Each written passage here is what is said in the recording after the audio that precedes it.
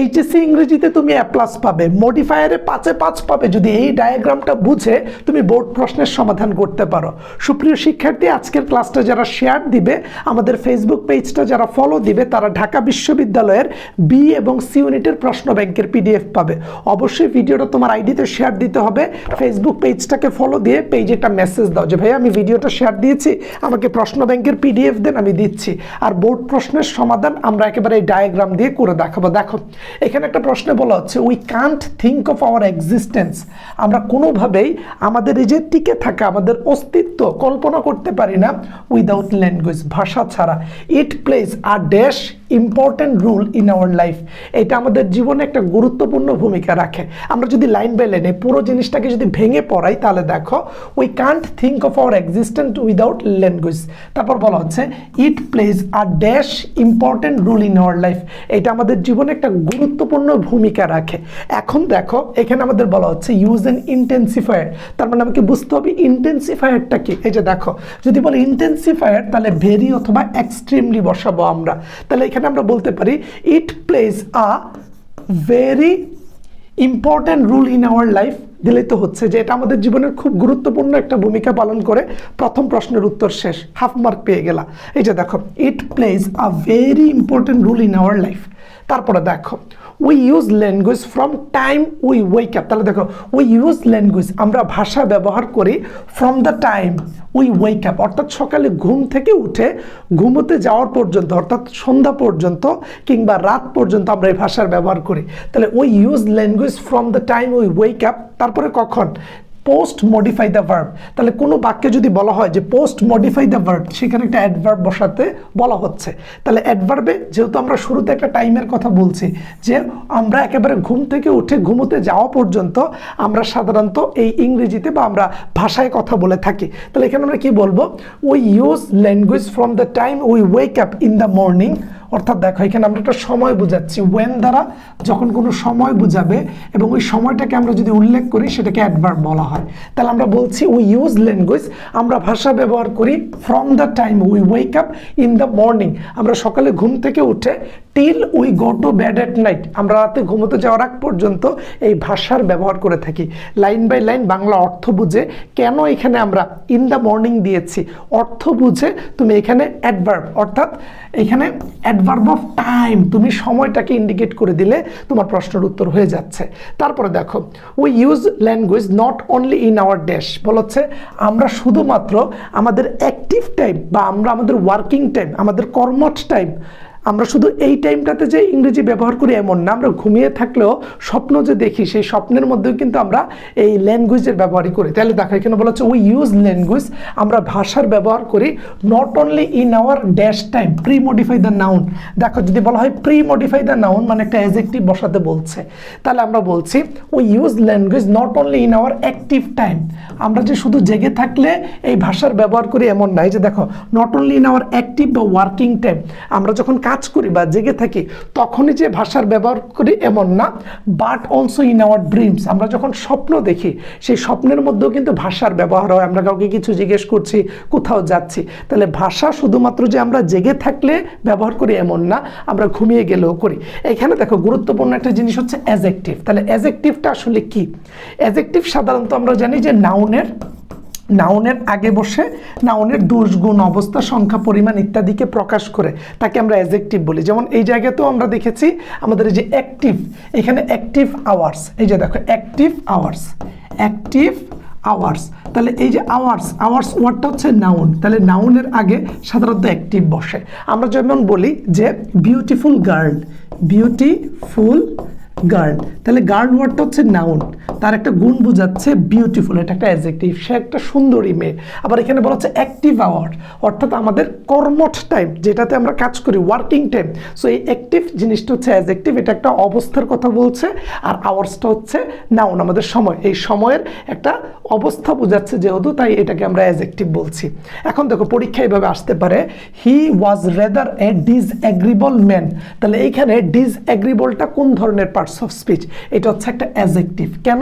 কারণ এই ম্যান শব্দটা হচ্ছে নাউন, তাহলে নাউনের আগে যদি কোনো কিছু বসে তাহলে সেটা অ্যাডজেক্টিভ হবে, কারণ অ্যাডজেক্টিভই সাধারণত নাউন সম্পর্কে তথ্য দেয়। তাহলে বলা হচ্ছে হি ওয়াজ রেদার আ ডিসএগ্রিবল ম্যান, যে সে সম্মতি প্রদান করে না এমন একটা লোক। তাহলে ওই লোক সম্পর্কে, এই যে ব্যক্তি সম্পর্কে যেহেতু কিছু বলছে, তার মানে এটা কি, এটা হবে অ্যাডজেক্টিভ। ঠিক আছে, তারপরে যদি দেখো আমরা এই অ্যাডজেক্টিভ কিভাবে চিনব, এই যে দেখো ভার্ব এবং নাউনের সাথে যদি এই ওয়ার্ডগুলো থাকে, যেমন এ এল, like, Y, some, lel, able, I S H, I C, I N G, I A N, A R Y, and, E N T, like, I S H, Y, lel, some, L Y, able, A L I V E, O U S, এগুলো যদি থাকে তাহলে এদেরকে আমরা সাধারণভাবে কি বলে থাকি, অ্যাডজেক্টিভ।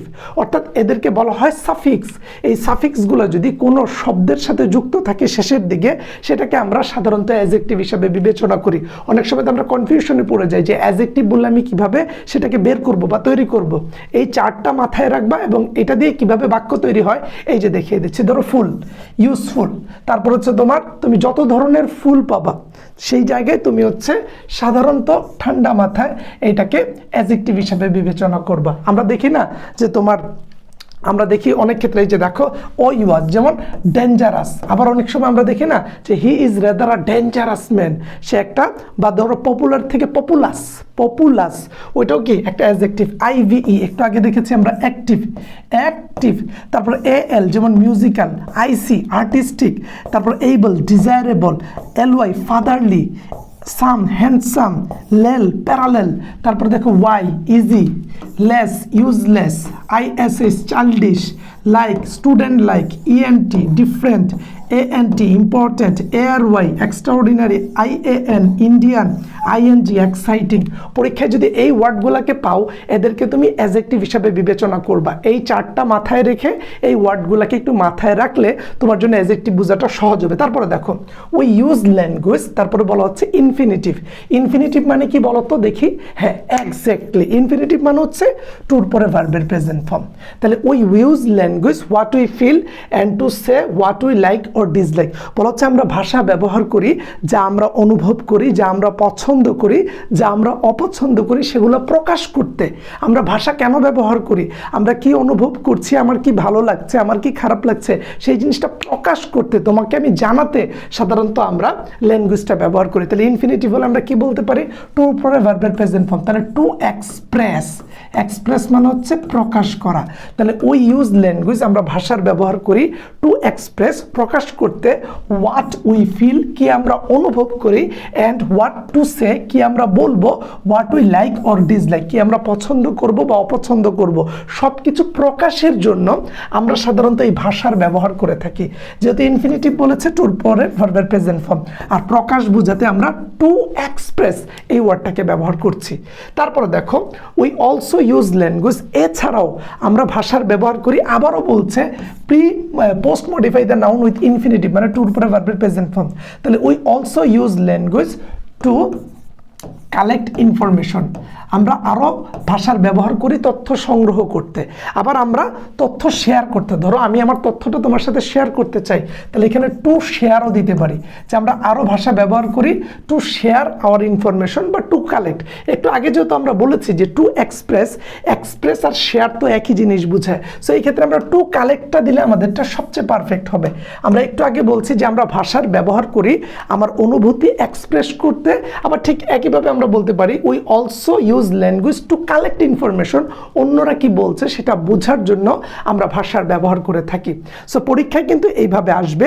এই পুরো জিনিসটাকে আমি ভেঙে ভেঙে পড়াচ্ছি। যে দেখো we cannot think of our existent without language, আমরা ভাষা ছাড়া আমাদের এই যে উপস্থিতি, আমাদের অস্তিত্ব কল্পনা করতে পারি না। It plays a very important role in our life. We use language from time we wake up in the morning. আমরা সকালে ঘুম থেকে উঠে বিছানায় যাওয়ার আগ পর্যন্ত till we go to bed at night আমরা এই ভাষার ব্যবহার করি। We use language not only in our active hours বা ওয়ার্কিং আওয়ার্স, আমরা শুধু জেগে থাকা অবস্থায় যে কাজ করি বা ভাষার ব্যবহার করি এমন না, but also in our dreams, আমরা স্বপ্নেও ভাষার ব্যবহার করি।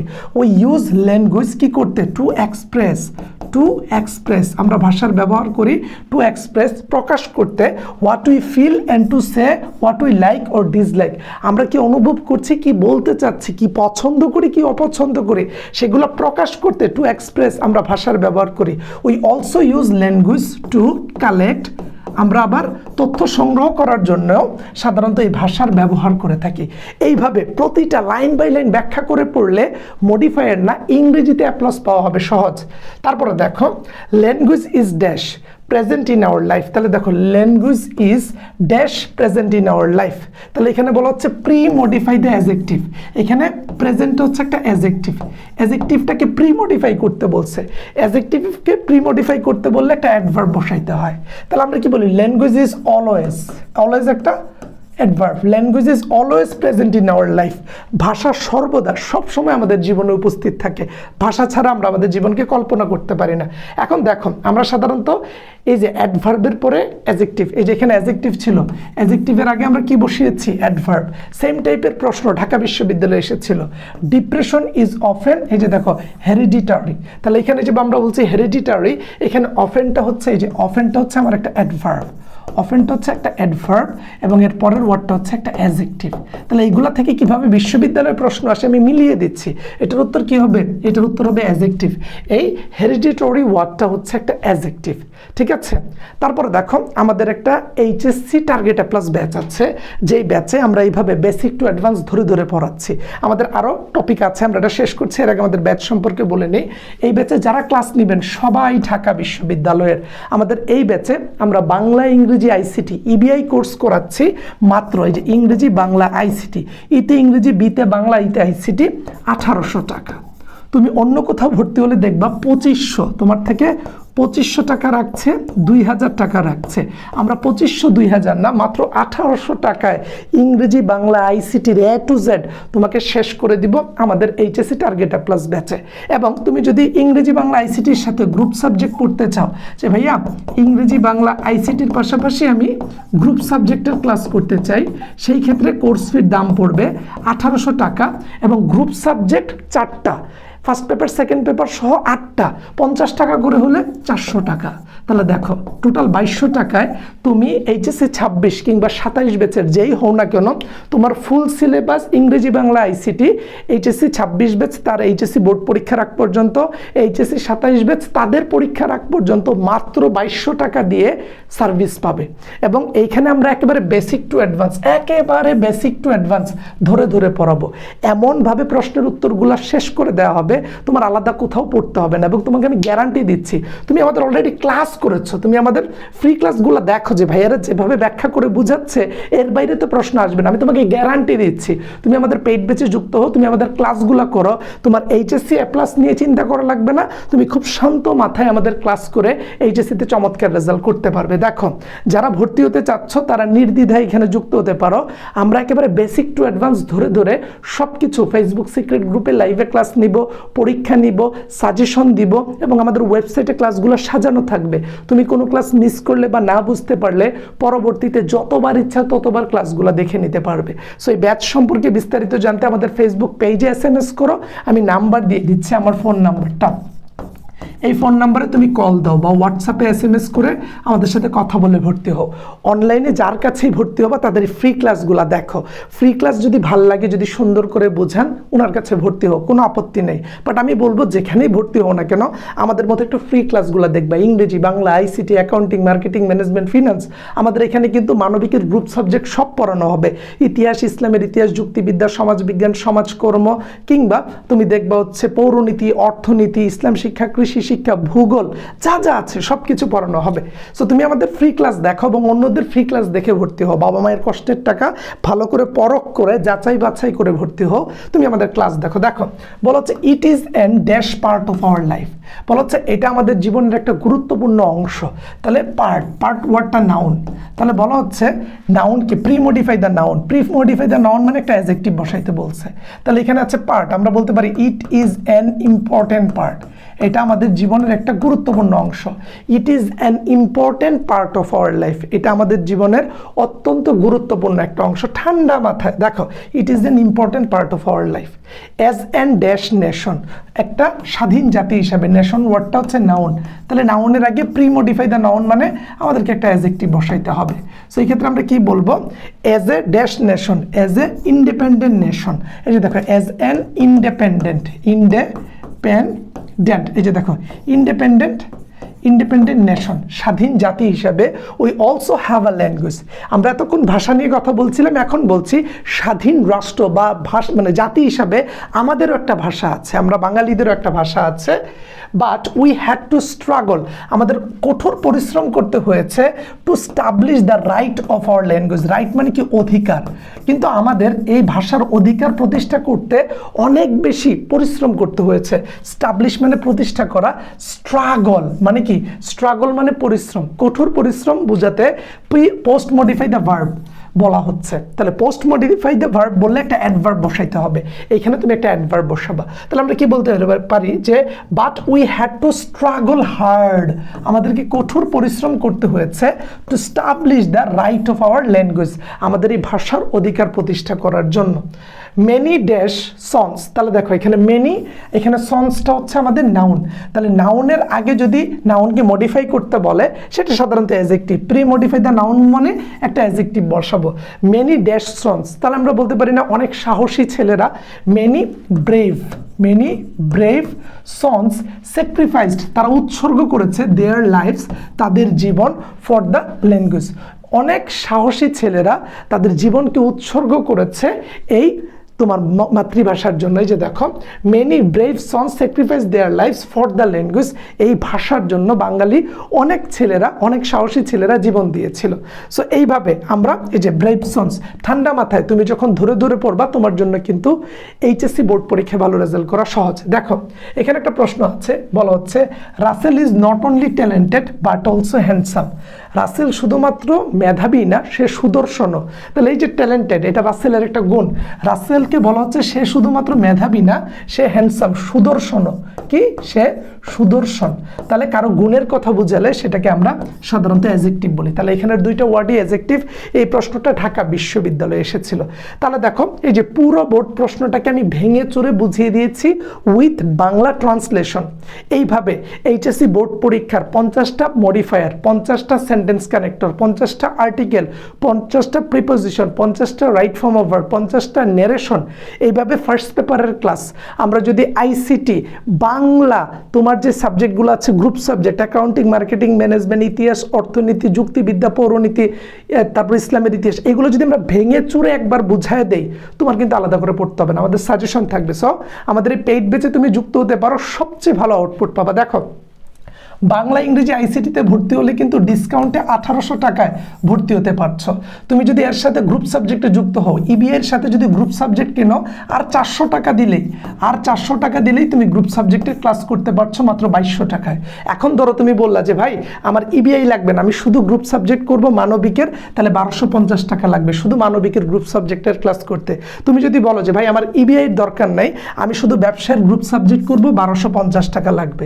কিন্তু তুমি যদি পুরো প্যাকেজটা একসাথে নাও, মাত্র 2200 টাকায় তুমি সব কিছু পড়তে পারবে। ইবিআইয়ের সাথে গ্রুপ সাবজেক্ট কিনলে মাত্র 400 টাকায় তুমি ফুল প্যাকেজটা পাচ্ছ, এবং একেবারে বেসিক টু অ্যাডভান্স ধরে ধরে ঢাকা বিশ্ববিদ্যালয়ের ভাইয়ারা তোমার পুরো যাত্রাটা শেষ করে দিবে। আমি তোমাকে গ্যারান্টি দিয়ে বলতে পারি, আমরা যেভাবে শেষ করব এইভাবে তোমাকে কেউ পড়াবে না। এবং ইংরেজিতে তুমি হবা বস, তুমি অলরেডি ক্লাস করতেছো, সাহস করে শুরু করো, তোমাকে কেউ আটকাতে পারবে না ইনশাআল্লাহ তাআলা।